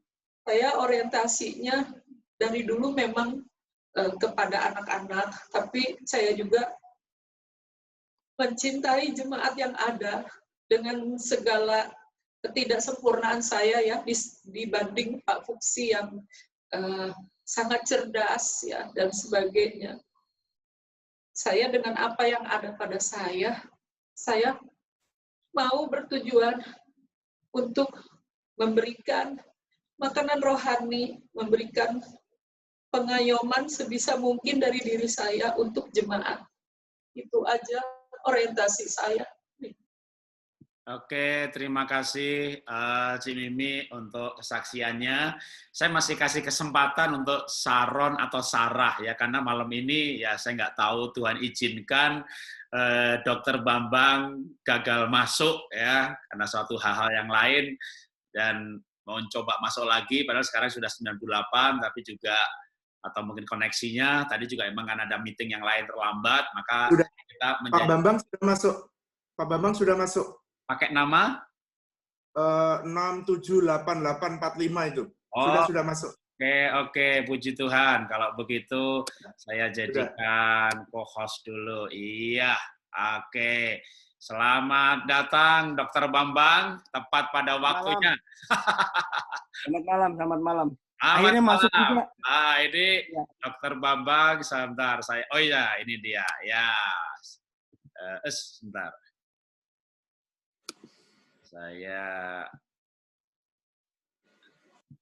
Wah, ini profesor nih, belakangnya bukunya banyak banget nih. Hah? Dokter Bambang. Dokter, Pak. Dokter, kalau belakangnya banyak-banyak banyak alat mobil bengkel namanya. Tapi ini dokter apa profesor ini? Ya, ini Dokter Bambang ini luar biasa ya. Jadi malam ini spesial banget. Kenapa spesial banget? Mungkin saya kasih intro dulu ya. Ya, yang kesaksian ini Pak Cik Mimi dan keluarga, teman dari Pak Wiryo Hadi waktu kuliah. Saya adik kelasnya Pak Wiryo, teman juga. Nah, kalau Dokter Bambang, saya mau kasih belak-belakan aja gitu ya. Dokter Bambang ini dulu gitu ya. Dulu itu wakilnya Pak Wiryo Hadi, lalu keluar buka gereja terpisah gitu. Jadi mantan mantan wakil. Jadi Pak Dokter Bambang saya hubungi dulu menjadi pengisi acara. Setelah itu baru tahu hubungi Pak Wiryo Hadi. Mas, tapi ini bareng sama Pak Bambang gimana gitu. Lalu Pak Wiryo jawabnya begini, ora apa-apa, nggak apa-apa, kita udah rukun lagi yo. Udah doa Ya, bareng, bareng. Pak Wiryo masih tetap kok jadi bapak rohani saya kok. Ya, itu dia. Makanya saya bilang, wah ini dua-duanya luar biasa ya. Karena begini, biasanya gereja itu kalau misalnya ada perpisahan atau perpecahan, itu bisa berantem seumur hidup. Bahkan kalau di sebuah kota, ini masih sama-sama, induknya masih sama. Saya ngisi yang cabang A, cabang B-nya nggak panggil saya lagi. Saya ngasih yang rayon C, D-nya nggak panggil lagi. Jadi bahkan sampai yang diundang aja udah kayak ada pemisahan. Jadi dan itu berlangsung bertahun-tahun, udah belasan tahun. Maka ini saya masih ceramah di tempatnya Pak Bambang, saya ceramah di tempatnya Pak Wiryo juga, tapi ketika dipertemukan, saya senang sekali dengan komennya Pak Wiryo. Ya rapopo, kita udah rukun lagi ya. Itu bagi saya luar biasa, itu teladan, karena Paulus dan Barnabas dulu pernah berselisih paham. Tapi di akhir kisah Rasul, itu mereka rukun lagi. Nah ini saya hadirkan sengaja tak jadiin satu ini biar bukan hanya teori kesehatan dan soal kehilangan, tapi ini juga di sini ada sesuatu nilai yang luar biasa. Nah, sekarang silakan Dokter Bambang menyampaikan apa yang mau disampaikan. Tuhan berkati. Ya, ini karena luas topiknya, malam hari ini saya diarahkan kan ke tidak salah kesehatan. Ya. Antioksidan. Antioksidan. Ya. Ini ya. Ya mungkin antioksidan cukup ya. Ya, kesehatan ya. Jadi pertama saya mau berterima kasih dulu tentunya buat Tuhan Yesus ya yang telah membuat saya sampai sehat sampai hari ini. Kedua buat Pak Jarod yang sudah mengundang, dan ketiga buat Pak Wiryo. Shalom Pak. Ya, sampai saat ini Pak Wiryo masih saya anggap sebagai bapak rohani saya. Saya hari ini ada sampai saat ini juga karena salah satunya doa-doanya beliau ya. Termasuk ketika saya sakit, 3 waktu itu beliau yang doakan. Saya masih sering kok minta didoakan dan minta pengarahan sama beliau. Tunggu Dokter Bambang. Ya. Saya dengar Pak Bambang juga kena COVID ya? Iya. Iya, kalau gitu boleh dicampur dengan kesaksiannya nih selain antioksidannya. Oke. Jadi saya akan memberikan kepada saudara hal-hal praktis ya. Hal-hal praktis yang bisa saudara lakukan. Karena dokter juga manusia. Kedua, dokter juga bisa capek gitu, apalagi zaman sekarang kita ini orang-orang yang memang bertugas di ujung tombak. Waktu bulan Februari, Januari itu kan saya tidak pernah tahu bahwa COVID itu akan masuk begitu cepat, sedangkan saya tuh buka praktek di tempat praktek tuh di BSD itu yang unik ya. Jadi saya sebut bukan klinik tapi one day care. One day care saya punya 11 kamar. Jadi memang sejak awal saya sudah siapkan itu untuk merawat pasien-pasien emergensi. Jadi karena di perumahan saya siapkan itu kalau orang-orang yang mau demam berdarah, typhoid, emergency case yang ringan-ringan saya akan rawat di infus 1 jam 2 jam pulang. Jadi tentunya pasien-pasien saya itu dari berbagai tempat, berbagai penyakit ya. Tentunya yang sudah parah-parah. Ketika itu bulan Januari Februari itu kita kan belum santer-santernya gitu COVID. Saya juga nggak mengira bahwa saya akan kena. Jadi singkat cerita, kita waktu itu juga praktek yang nggak pakai APD seperti sekarang, gitu. Tapi ada baiknya. Jadi karena waktu itu saya kena tanggal 21, saya juga nggak tahu bahwa saya itu kena COVID. Karena saat itu saya hanya panas saja. Kemudian setelah itu tanggal 23 saya cek ke laboratorium, hasilnya normal-normal aja. Nah ini yang saudara harus perhatikan baik-baik ya. Nah, Jadi kadang-kadang ketika kita panas, kemudian kita mulai cek ke laboratorium. Nah, hati-hati dengan nilai-nilai normal. Nah, justru ketika itu waktu saya tahu nilai saya normal, saya justru merasa was-was. Kenapa? Karena infeksi bakteri itu hampir-hampir typhoid, itu panasnya DHF hampir sama dengan COVID. Tetapi bedanya, kalau saudara perhatikan dari nilai laboratorium, kalau dia bakteri atau typhoid, itu nilai leukosit kita akan tinggi. Gitu. Ya, terus kemudian kalau dia itu DHF, trombosit kita rendah. Tetapi kalau nilai kita semuanya normal, bahkan sel darah putih kita menurun, itu jangan senang dulu. Justru itu infeksi virus, biasanya malah sel darah putih kita menurun. Nah, ketika saya cek itu kemudian 3 hari, saya lihat sel darah putih saya menurun, semuanya nilai normal, saya tahu ini infeksi virus. Jadi saudara sekalian, beberapa kasus, waktu dia cek laboratorium, itu semuanya normal, bahkan sel darah putihnya cuma turun sedikit, tapi badannya panas. Itu hati-hati, justru itu virus. Gitu ya. Nah, kalau saudara tetap masih badannya panas, saya sarankan untuk rapid test. Nah, karena saya dokter, langsung kemudian besoknya, atau lusanya saya ingat, itu saya minta diisolasi. Jadi saat itu saya belum ada gejala sesek, belum ada gejala batuk dan lain-lain. Nah, puji Tuhannya selama masa isolasi itu kemudian saya mulai sembuh perlahan-lahan ya. Jadi memang itu butuh waktu. Nah, singkat ceritanya, pokoknya saya ditaruh di dalam ruangan tersendiri karena memang kebetulan teman dokter saya ada di situ. Jadi saya bisa berhari sabat gitu. Saya cuma mengambil hal yang positif, Bapak saya harus banyak duduk diam di bawah kaki Tuhan. Dan saya minta doain Pak Widya juga kalau nggak salah waktu itu ya. Jadi teman-teman, istri, suami, jadi istri saya, kemudian ada teman-teman yang saya minta doa termasuk Pak Wiryo. Nah, kemudian singkat ceritanya saya masuk tanggal 25, tanggal 7 saya keluar, hasilnya normal. Tapi saya baru tahu bahwa saya kena COVID itu tanggal 16 Maret. Setelah pulang dari rumah sakit. Aduh, tapi intinya gini saudara sekalian. Memang orang-orang tuh kalau kena COVID nggak usah khawatir. Jadi tidak usah terlalu takut, tetapi jangan dianggap remeh. Saya melihat sebetulnya menyebabkan penyakit itu bertambah parah, bukan virusnya sendiri, tetapi ketika orang ada di rumah sakit, itu yang pertama karena tingkat stres. Apalagi kalau udah ada bersama-sama dengan pasien-pasien lain. Yang kedua, ada nosocomial infeksi. Itu infeksi yang kita dapatkan dari pasien-pasien lain, kan, dan perawat kan dari satu tempat ke tempat lain, sebersih apapun tetap aja. Nah, jadi saya sarankan kalau cuma PDP doang, ya, gejalanya ringan, bisa isolasi di rumah. Karena pengalaman saya kalau sampai masuk rumah sakit, itu hitung-hitungannya 50-50 itu. Nah, yang kedua yang saya mau sampaikan, kalau ada saudara sekalian yang kira-kira badannya panas, kemudian nggak jelas, periksa lab, kemudian leukosit turun sedikit, dan sudah tahu itu infeksi virus, rapid test nggak ada gunanya, karena sebelum 8 hari, rapid test itu tidak akan positif. Jadi yang harus saudara lakukan adalah CT torak. CT torak yang ringan, nah di CT torak itu akan kelihatan nanti. Di rumah sakit tahu kok namanya CT torak. Itu akan kelihatan ada gambaran pneumonia ringan. Nah, kalau itu sudah terjadi, nah, saudara isolasi aja di rumah. Kalau belum ada gangguan macam-macam, pasti sembuh. Obat drug of choice-nya, saya sarankan yang pertama asitromisin. Yang saya kasih buat pasien hampir 90% sekarang banyak yang sembuh. Asitromisin itu 2 kali 500 mg. Kemudian juga ada ini pengalaman saya, kalau ada teman-teman medis silahkan bisa berbagi nanti. Yang kedua, kemudian saya kasih isoprinosin 4 kali 500 mg. Kemudian kalau turun panas, ya udah pakai Panadol. Nah, pasien saya kemudian yang diisolasi di rumah, minum cukup, makan cukup, berdoa, sembuh kok. Sembuh. Virus pada prinsipnya adalah self-limited disease. Jadi penyakit yang bisa sembuh kalau daya tahan tubuh kita naik. Jadi saudara jangan kegatelan dalam tanda kutip ya. Sakit sedikit langsung minta dirawat karena sekali masuk rumah sakit COVID susah keluarnya.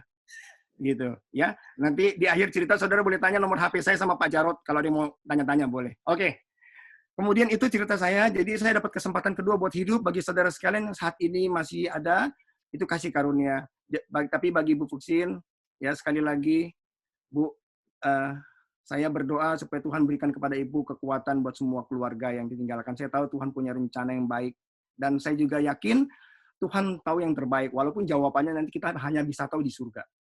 Sekarang masih tanda tanya. Tetapi ketika di surga kita akan tahu kenapa Bapak harus selesai dulu. Gitu. Toh juga kita sama-sama. Sebetulnya bagi kita semua yang sembuh, yang ada ini kan cuma menunda kehidupan aja kok. Istilahnya. Menghitung hari judulnya. Gitu ya. Nah, oke.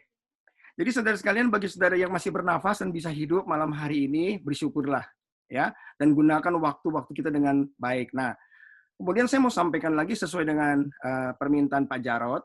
Jadi mengenai zat kekebalan tubuh. Nah, saudara, saya mau bicara dulu mengenai virus. Ini begitu unik ya. Virus ini sebetulnya dia bukannya organisme. Jadi ini virus ini unik sekali. Dia itu semi makhluk hidup. Dia harus perlu host atau rumah atau inang. Dia kalau ada sendiri dia akan mati. Tetapi ketika dia ada di dalam sebuah makhluk hidup yang bergerak, dia akan hidup. Seperti itu, ya. Nah, virus ini memang unik sekali, makanya dia bukan bakteri. Ya, nah saudara sekalian itu saja. Nah, oleh karena itu virus ini hanya bisa dikalahkan dengan menaikkan zat kekebalan tubuh manusia. Nah, saya mau bicara mengenai zat kekebalan tubuh dulu. Nanti saudara bisa, mungkin ini bisa jadi pengetahuan ya. Nah, zat kekebalan tubuh kita itu sebetulnya ada 4. Nanti saya jelaskan secara gamblang aja, saya bukan mau kuliah, tapi ini semoga bisa berguna buat saudara. Kenapa di COVID itu kita harus tes imunologinya yang tipe G dan tipe M. Nanti saya kasih tahu. Begini. Ada 4 imunologi yang ada di dalam tubuh manusia. Yang pertama itu imunoglobulin tipe A. Ini buat hanya sekedar pengetahuan aja.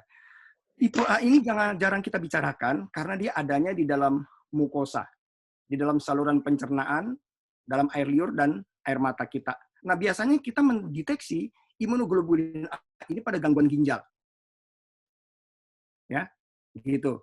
Jadi gangguan ginjal, nah imunoglobulin tipe A naik. Yang kedua, imunoglobulin tipe E. Nah, ini yang kerap kali kalau diperiksa sama dokter untuk tipe yang alergi. Kalau saudara alergi, ya, kemudian itu pasti imunoglobulinnya tipe E itu tinggi.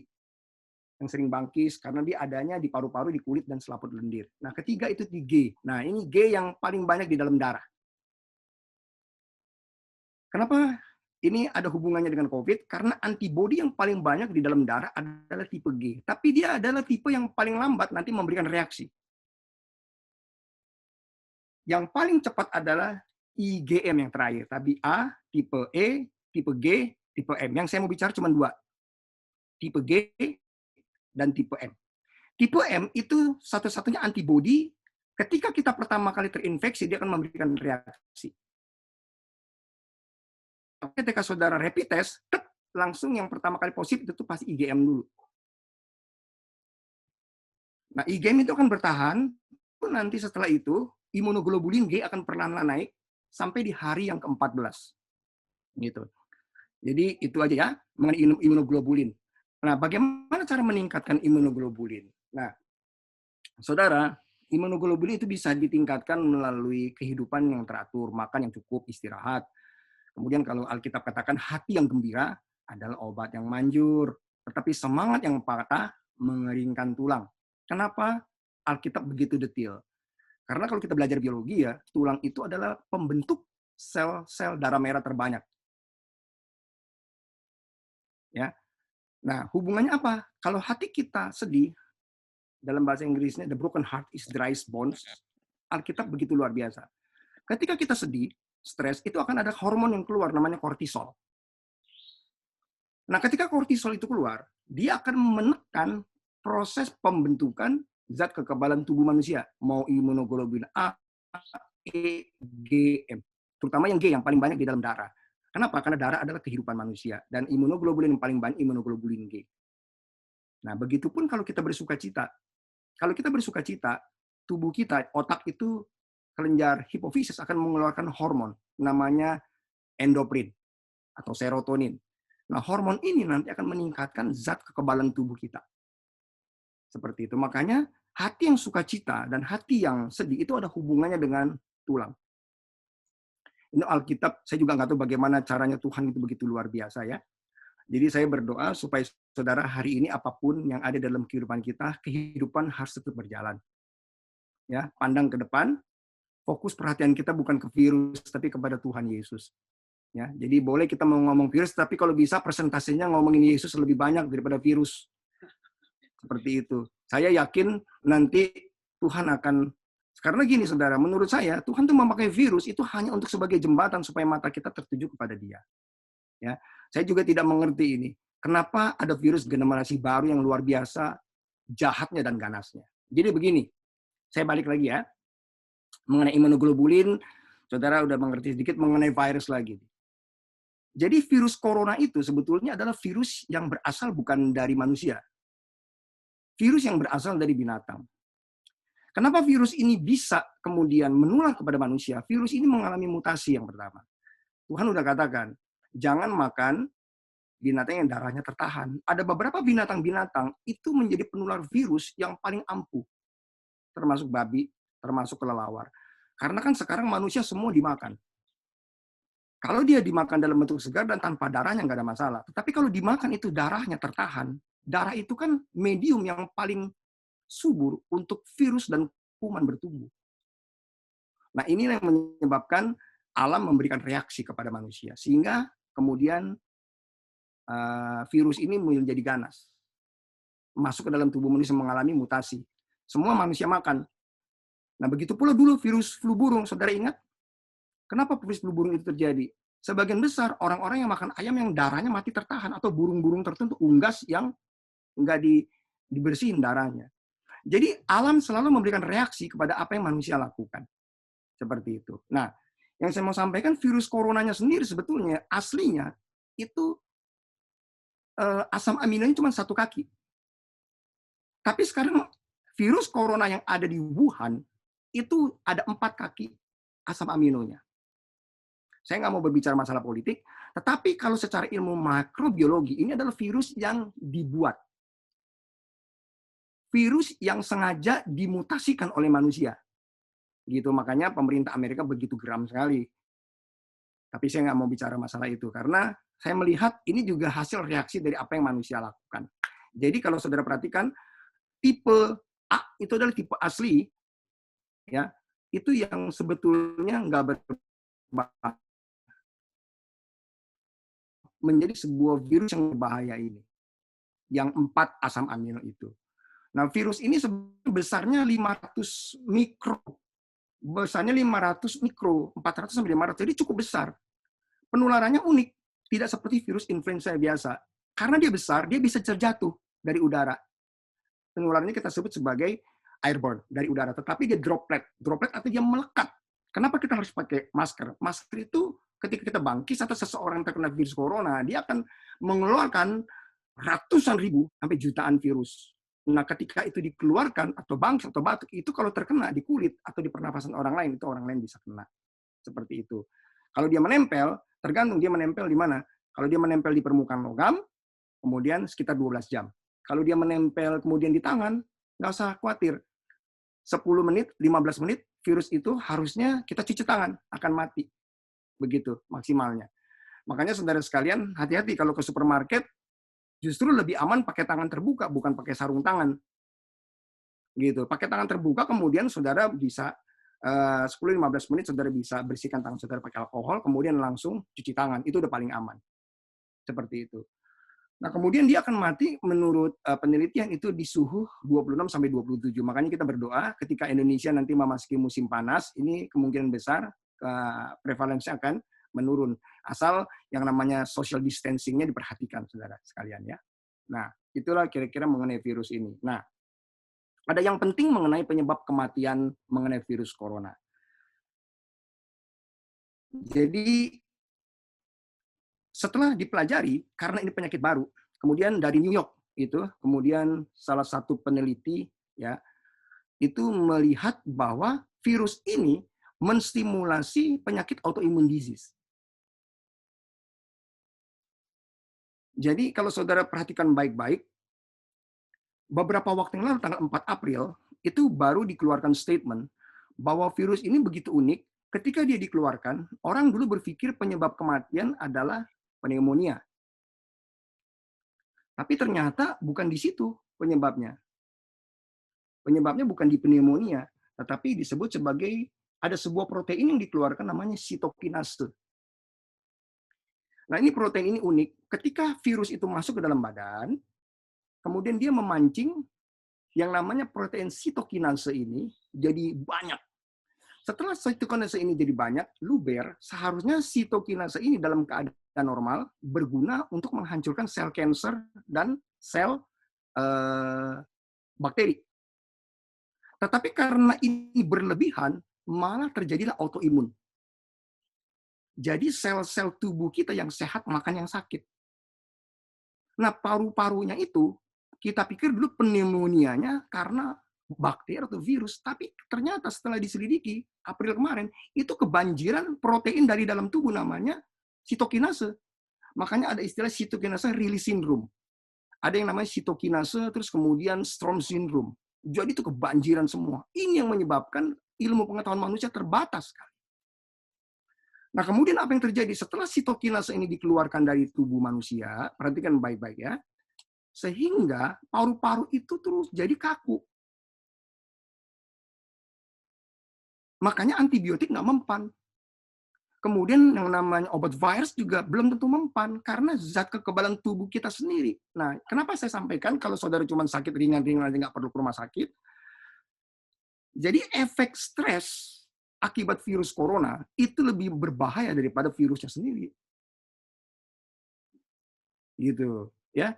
Nah, ini yang saya mau sampaikan. Makanya ada baiknya nanti ketika saudara nanti mulai sakit-sakit sedikit atau ya, jadi nggak perlu langsung tiba-tiba minta dirawat di rumah sakit, kecuali kalau sudah ada gangguan. Begitu pula di rumah sakit dulu kita pakai ventilator.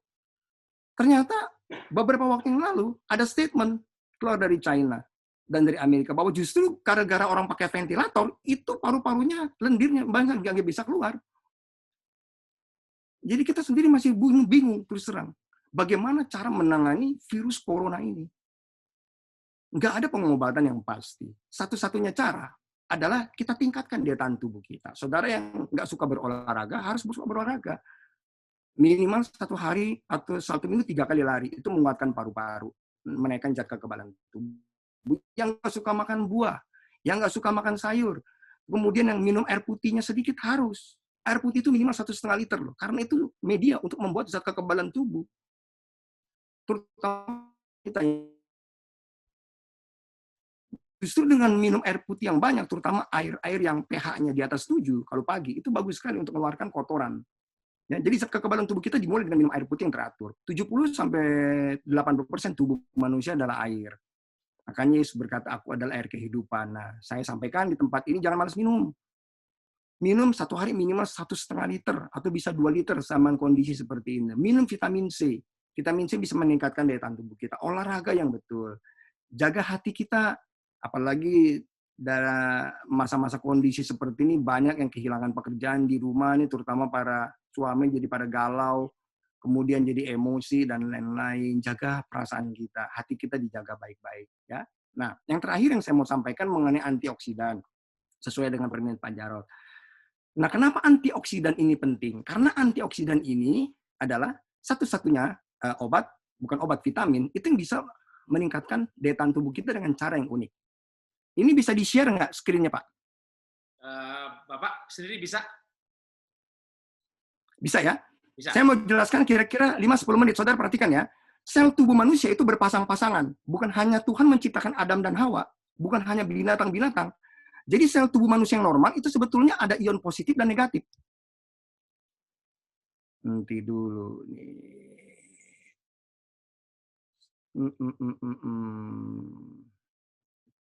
Sebagai co-host harusnya bisa. Bisa share screen? Bisa ya.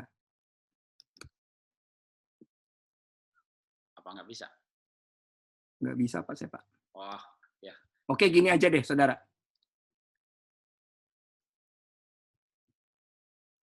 Halo? Ya, gini aja, saya jelaskan aja ya. Jadi prinsip sakit begini. Sel tubuh manusia normalnya itu berpasang-pasangan, positif dan negatif. Oke? Nah, ketika kita makan makanan yang gorengan, kita minum obat-obatan antibiotik, polusi udara, kelelahan, hati yang kesel, stres, itu membuat selnya terpecah. Sehingga sel yang negatif itu hilang. Tinggal sel yang positif. Kalau saudara pernah mendengar istilah free radicals. radikal bebas. Pernah dengar itu?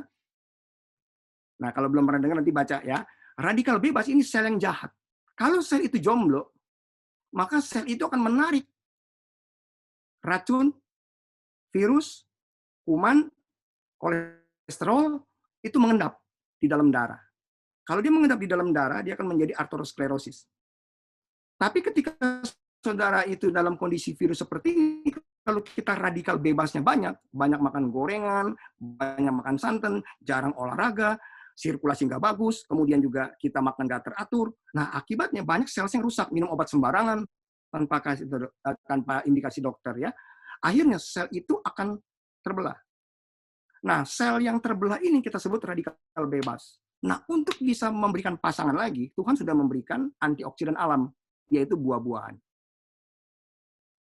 Yang kedua, vitamin. Vitamin kalau saudara lihat di supermarket, ada multivitamin, ada yang namanya macam-macam lah ya, vitamin macam-macam, vitamin D, vitamin E. Ada nanti saudara akan menemukan satu vitamin yang bernama antioksidan atau super antioksidan. Nah, isinya tuh hampir-hampir sama, cuman dia nggak terlalu banyak seperti multivit. Isinya cuma vitamin A, vitamin E, selenium, beta karoten, bisa sama kalsium. Tetapi kelima vitamin ini bukan hanya membuat badan kita jadi segar, tetapi juga bisa memberikan pasangan kepada sel tubuh kita yang hilang itu. Jadi bagi saudara sekalian, hari ini saya sarankan merek apapun juga bagus. Namanya antioksidan. Seperti itu. Nah, saya pikir malam hari ini sharing saya cukup begitu kali ya, mengenai zat kekebalan tubuh dan antioksidan. Jadi saudara, jaga hati kita, karena penyakit ini juga belum ketahuan, belum jelas ujung pangkalnya bagaimana. Tetapi yang saya tahu, Tuhan mengerti hal ini, dunia berada di dalam kontrolnya Tuhan. Dan yang namanya masalah pasti ada ujungnya kok. Begitu, tetap semangat, Tuhan Yesus memberkati. Oke, terima kasih Dokter Bambang untuk penjelasannya. Ya, nanti kalau kurang jelas ya bisa chatting, atau kalau misalnya ini kan direkamnya pakai YouTube dan Facebook, nanti ada kolom komen di situ, kalau bertanya nanti saya akan bantu untuk menjawab atau minta jawaban dari Dokter Bambang. Sekarang Siap. kita ke bagian penutup dari acara ini, yaitu mendengar pesan-pesan dari Pak Wiryo Hadi, sahabatnya Pak Bambang dan sahabatnya Cik Mimi. Sahabat saya juga. Bukan sahabat kalau saya, ini kakak saya, ini koko saya ini. Yang memuridkan saya. Jadi ini kakak rohani saya. Silakan Mas. Oke. Selamat malam Mimi dan Sharon, Sarah, dan menantu. Selamat malam Dr. Bambang. Tadi yang ngebel Dr. Bambang saya, Jarod. Iya, saya cari, kok belum masuk. Dan saya yang tahu duluan masuk di dalam, kamu nggak tahu kan? Saya yang tahu. Oke, dan setelah sharing, dibangun ya, dan saya percaya firman Tuhan ini ya, saya yakin akan menguatkan Mimi, karena saya juga sering telepon Mimi, dan saya juga sering WA bagaimana, karena Pak Fuksi itu ya, karena kita di IPB dulu bersama-sama pelayanan, di PUKB, apa sih PUKB dulu itu singkatannya? Persekutuan Umat Kristen Bogor. Oh ya, itu Pak Jarod hafal itu. Kita pelayanan bersama-sama, dan saya percaya nih hari ini, sebelum saudara yang punya roti dan anggur bisa siapkan perjamuan kudus, sebab saya melayani perjamuan kudus setiap minggu, setiap kali ibadah online, saya disuruh Tuhan, kamu bikin perjamuan kudus. Saya tanya kenapa? Sebab waktu kamu minum darahku dan makan tubuhku, itu ada kesembuhan yang mengalir dalam tubuh yang sakit. Makanya kalau ada saudara yang sekarang yang sakit mendengarkan siaran ini, mendengarkan Facebook, dan mendengarkan kebenaran ini, siapkan roti apa saja, dan anggur. Ya, kalau saya udah siapkan karena Pak Jarod minta, jadi saya sudah siapkan anggur dan roti asli pendeta yang ini ya. Kalau di rumah mah nggak perlu yang asli-asli juga nggak apa-apa. Nah, tapi sebelumnya saya akan membaca firman Tuhan terlebih dahulu. Mari kita buka Mazmur pasal 84. Mazmur pasal 84. Pak, bagaimana kalau kita mengalami masa-masa yang sukar, ya? Bani Korah sebelum dia, ini tulisan dari Bani Korah. Dia itu orang yang tahu rahasia kedekatan dengan Tuhan, tapi dia gagal karena dia memberontak kepada Tuhan, kepada Musa. Sayang sekali. Tetapi Korah ini sebenarnya adalah orang yang tadinya itu dekat sekali dengan Tuhan. Nah, apa dia buka rahasianya? Ini Mazmur Bani Korah. Saya akan baca ayat yang kelima. Berbahagialah orang yang diam di rumahmu, yang terus-menerus memuji Tuhan. Berbahagialah manusia yang kekuatannya di dalam Engkau, yang berhasrat mengadakan ziarah. Apabila ia melintasi lembah Baka, mereka akan membuatnya menjadi tempat yang bermata air. Bahkan hujan awal musim menyelubunginya dengan berkat. Saya akhiri dengan ayat 8. Mereka berjalan makin lama makin kuat. Nah, saudara, ada 3 rahasia ketika kita tuh melewati masa-masa sukar, seperti sekarang ini. Jadi kalau kehidupan itu ya, kalau saya sebutnya sekolah kehidupan atau school of life, itu ada 3 fase dalam setiap sekolah. Pertama adalah fase, sebutannya adalah fase belajar. Lalu yang kedua adalah fase ujian. Dan yang ketiga fase liburan atau holiday. Saudara, dalam school of life, dalam hidup ini, saudara siapapun juga, ya, pasti kita punya fase yang terpanjang adalah fase belajar. Firman Tuhan kita dapat, khotbah kita dengar, dan itu panjang, saudara pasti nikmati khotbah, kebaktian hari Minggu. Tetapi ketika krisis datang, baik itu krisis keluarga, krisis kesehatan, krisis keuangan, semua krisis adalah masa ujian. Jadi kalau saudara memasuki masa krisis, saya sendiri masa krisis, saya mengalami krisis selama 3 kali dalam hidup saya. Ya, sebagian Pak Jarot ya tahulah karena dia orang yang kalau saya susah, termasuk Pak Fuksi, kalau saya lagi krisis, dia tahu tempat saya cerita sehingga saya betul-betul merasa kehilangan sekali sehingga saya banyak teks dengan Mimi, Melanie, dan itu sebabnya saya bisa ngerti perasaan yang dialami karena saya sangat dekat dengan Pak Fuksi. Nah, masa ujian, semua krisis adalah masa ujian kita. Nah, di dalam ujian, saudara mesti perhatikan. Di sekolah itu ada ujian, dan setiap ujian itu sebagian besar itu lulus. Tetapi ada juga yang nggak lulus, ada juga 100% lulus. Tapi kalau nggak lulus ujian, ya Maka dalam kehidupan juga sama. Kadang-kadang kita gagal merespon krisis. Saya berdoa, saya ingin menyampaikan ada 3 hal yang harus saudara dan saya kerjakan ketika krisis ini datang, dan bagaimana supaya saudara tahan dan kuat kita bisa melewati.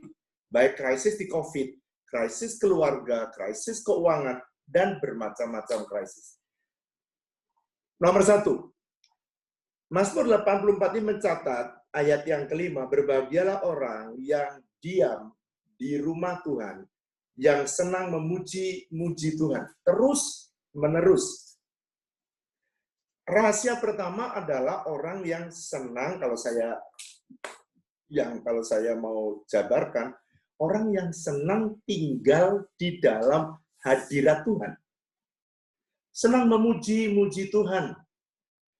Di ayat yang ke-11, Mazmur 84 itu, Bani Korah berkata begini, sebab lebih baik 1 hari di dalam rumah Tuhan, di dalam hadirat Tuhan, daripada 1000 hari di tempat lain.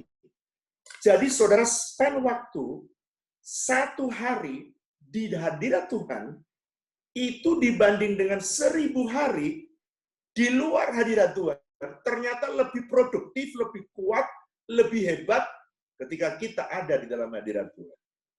Makanya orang yang senang tinggal dalam hadirat Tuhan, dia itu kayak pakaian, kita pakai pakaian sorga. Kita ini aslinya dari sorga, dan saudara dan saya ini ambasador diutus ke bumi ini, perlu pakaian khusus. Dan pakaian khususnya itu yang saya sebut sebagai hadirat Tuhan. Hadirat Tuhan itu perlindungan bagi semua orang percaya. Makanya penting sekali setiap orang mempertahankan tinggal di dalam hadirat Tuhan. Ini kesaksian dari pemazmur. Dan bagi saya, orang bisa saja ya menyelam masuk, bisa. Tapi nggak lama, 5 menit pasti naik dia kalau nggak pakai pakaian selam. Tapi kalau dia pakai pakaian selam, dia sampai 50 meter ke bawah, dia tahan. Mau sejam juga tahan. Saudara dan saya kalau mau tahan krisis, saudara mesti membiarkan saudara dirimu setiap hari diam di dalam hadirat Tuhan. Itu rahasia nomor 1. Rahasia kedua ditulis, berbahagialah manusia yang kekuatannya di dalam engkau. Nah, itu rahasia kedua. Jadi, kalau hadirat Tuhan, saudara pertahankan. Yang kedua, pemazmur menceritakan bahwa kita itu di dalam masa krisis, sebenarnya itu adalah ujian, tes. Siapa yang menjadi source, siapa yang menjadi gantungan saudara dalam hidup ini. Ada orang yang menggantungkan hidupnya di kekayaan. Maka ketika uang habis, saudara seperti bumi ini hancur.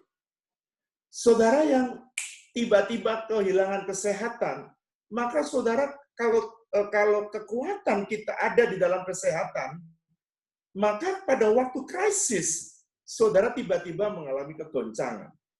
Dan di tengah krisis ini sebenarnya adalah tes siapa yang menjadi andalan hidup kita dalam hidup ini. Nah, ini adalah ujian. Dan saya berdoa, selama Tuhan menjadi kekuatan kita, tadi saya senang sekali dengan statement Mimi. Mimi berkata bahwa, kenapa aku kuat? Tadi Pak Jarod bertanya, kenapa kok kamu bisa melayani lagi? Saya juga amazed, saya tanya, Melanie, kamu kok udah bisa pelayanan lagi? Wah, saya it's really amazed. Yang dia jawab ternyata, karena Tuhan kekuatanku. Dan semua kita di dalam menjalani krisis, posisi, jabatan, termasuk uang, juga tidak bisa menolong kita. Karena krisis seperti ini akan membuktikan siapa yang menjadi pegangan kita, apa yang menjadi pegangan kita, itu akan ketahuan di tengah krisis. Saya berdoa supaya Tuhan jadi andalan kita satu-satunya. Yang ketiga, ayat yang ke-6 dikatakan, mereka yang akan berbahagia adalah orang yang berhasrat mengadakan ziarah. Saudara, mengadakan ziarah, atau kalau kita nih pemazmur ini, orang itu hari demi hari datang ke gunung Tuhan. Kalau sekarang Gunung Sion, tempat di mana bait Allah berada. Orang berziarah itu artinya orang yang senang mendedikasikan hidupnya ya untuk menyembah Tuhan, untuk mendedikasikan hidupnya untuk mempermuliakan Tuhan.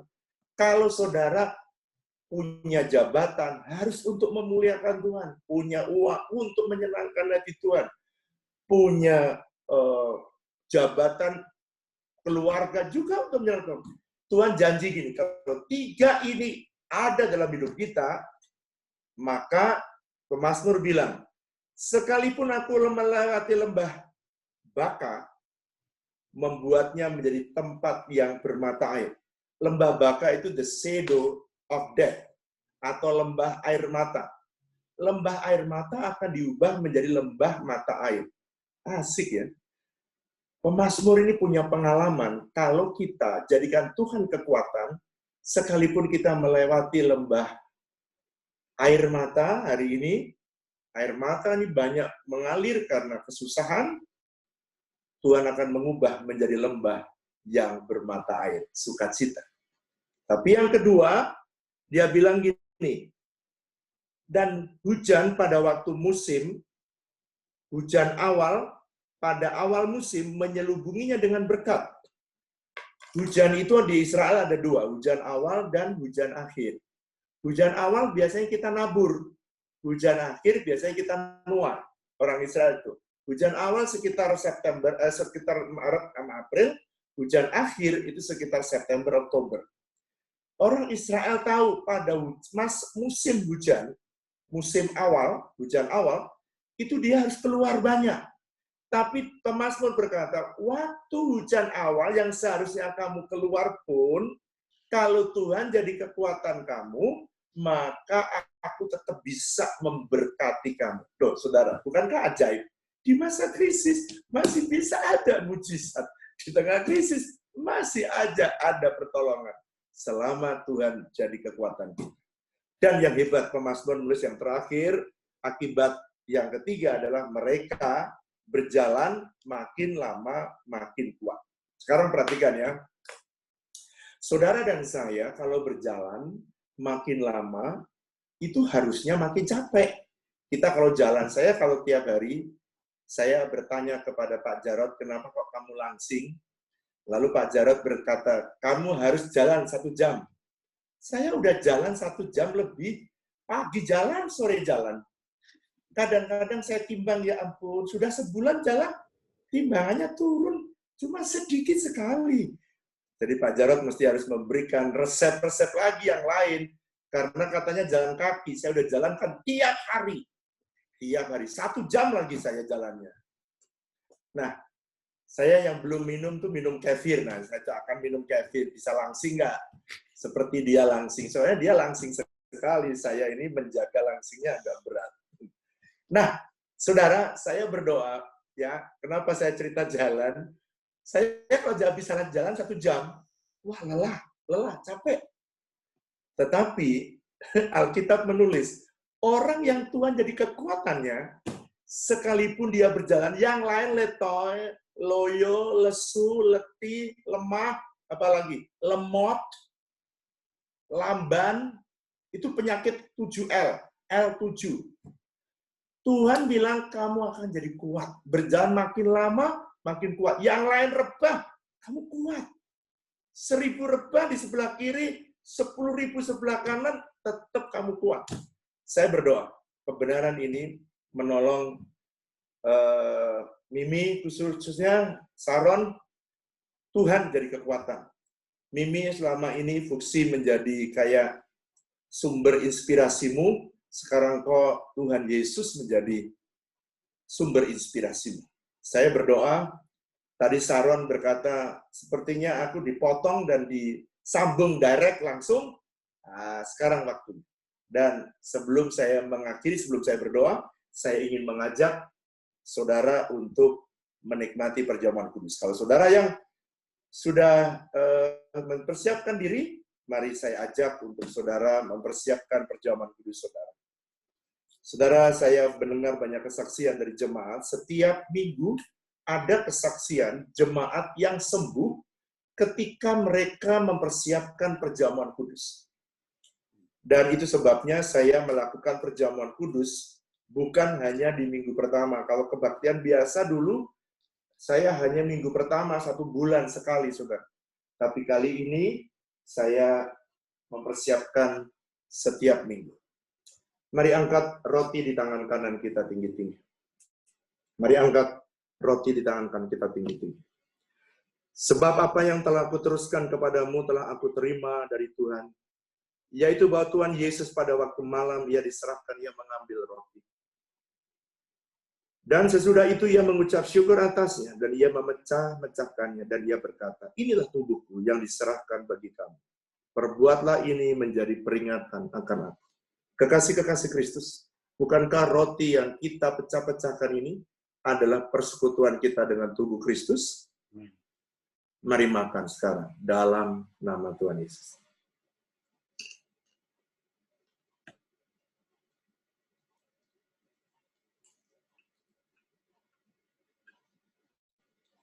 Mari angkat cawan di tangan kanan kita tinggi-tinggi.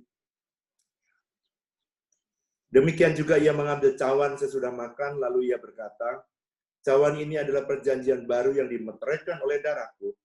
Perbuatlah ini setiap kali kamu meminumnya menjadi peringatan akan aku.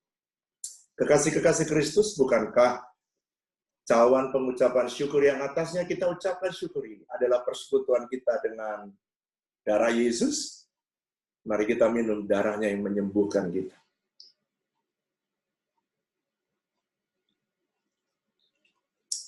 Mari kita berdoa. Orala masyakana ralapa, syarala patokoro no kamu syakarala. Rokana rala pusyakana rala. Tuhan, aku berdoa secara khusus. Siapapun yang mendengarkan kebenaran firman Tuhan hari ini, dan mereka melakukan perjamuan kudus, aku berdoa Tuhan, darah-Mu mengampuni semua dosa. Bilur-Mu menyembuhkan. Tubuh-Mu yang dicabik-cabik, bilur-bilur yang ada dalam tubuh menjamah dan menyembuhkan. Hari ini dalam nama Tuhan Yesus, aku hardik setiap sakit penyakit yang ada dalam tubuh anak-anak-Mu yang sekarang berbaring di rumah sakit, aku hardik dalam nama Yesus. Tuhan, kiranya Engkau berkenan menjamah dan menyembuhkan. Aku berdoa juga Tuhan secara khusus untuk Mimi, untuk Saron, dan juga untuk Sarah, dan juga untuk menantu. Aku berdoa supaya kiranya Engkau memberikan kekuatan ekstra. Kalau hari-hari ini mereka sudah kuat, satu anugerah. Semakin hari biarlah mereka makin kuat. Berjalan bersama dengan Tuhan bukan makin lemah, tapi berjalan bersama dengan Tuhan makin hari makin kuat. Aku berdoa berikan kekuatan kepada keluarga Mimi. Dan berikan kekuatan buat seluruh jemaat yang ditinggalkan Pak Fuksi. Aku berdoa supaya mereka terus urapan-Mu turun atas Mimi yang menggembalakan umat-Mu di Bogor. Aku berdoa supaya Engkau mengurapi Tuhan urapan yang sama yang pernah datang dalam hidup Pak Fuksi. Engkau juga turunkan atas Mimi supaya dia alami Tuhan kekuatan, hikmat, urapan, dan roh pengajaran turun atas hidupnya. Terima kasih untuk umat-Mu yang hari ini dalam kesukaran, kesulitan, mengenai tentang pandemi. Dan aku berdoa Tuhan, mungkin ada yang kekurangan keuangan, ada yang mengalami jobless, ada yang mengalami problem keluarga. Aku berdoa supaya Engkau turun tangan dan menolong umat-Mu. Terima kasih Tuhan. Kalau sebentar kami akan mengakhiri program yang luar biasa ini, kami siap untuk menerima berkat. Mari angkat dua tanganmu dan terimalah berkat Tuhan. Biarlah berkat kasih karunia dan damai sejahtera yang berlimpah dari Allah Bapa kita, kasih dan cinta dari Tuhan Yesus, persekutuan yang manis dengan Allah Roh Kudus kiranya menyertai saudara sekalian mulai hari ini, bahkan sampai selama-lamanya. Yang percaya sama-sama katakan, amin. Ya, terima kasih Pak Wiryo Hadi untuk firman dan penutupannya. Selamat malam semua teman-teman yang sudah mengikuti. Mohon maaf tadi, mungkin sampaikan ke teman yang lain kalau ada yang menghubungi Bapak Ibu di sini. Kok saya nggak bisa masuk? Kok saya nggak bisa masuk? Hari ini luar biasa responnya. Tadi setelah 100 masih ada yang di list sampai 16. Lalu udah di reject, masuk lagi yang lain. Jadi rupanya banyak sekali yang ingin mendengar kesaksian. Bukan hanya bagaimana kalau sembuh, tapi bagaimana mengatasi kehilangan. Karena memang hidup ini kita tidak pernah terlepas dari kehilangan. Kehilangan pekerjaan, kehilangan barang, kehilangan pacar bagi yang belum menikah, kehilangan harapan, kehilangan kesehatan, kehilangan anggota keluarga, kehilangan harta benda. Tapi kalau kita bisa mengatasi kehilangan dan kita menang terhadap kehilangan, maka kita punya semangat untuk meraih kembali. Ya tentu kalau yang ditinggalkan anggota keluarga tentu tidak bisa hidup bangkit kembali, tapi kita bisa mendapatkan kembali semangat, harapan, antusias. Kalau kita kehilangan barang, kita bisa mencari lagi barang yang lebih baik. Dan adalah kuncinya kalau kita mengandalkan Tuhan. Karena itulah penutup dari Pak Wiryo Hadi yang luar biasa. Sampai jumpa minggu depan.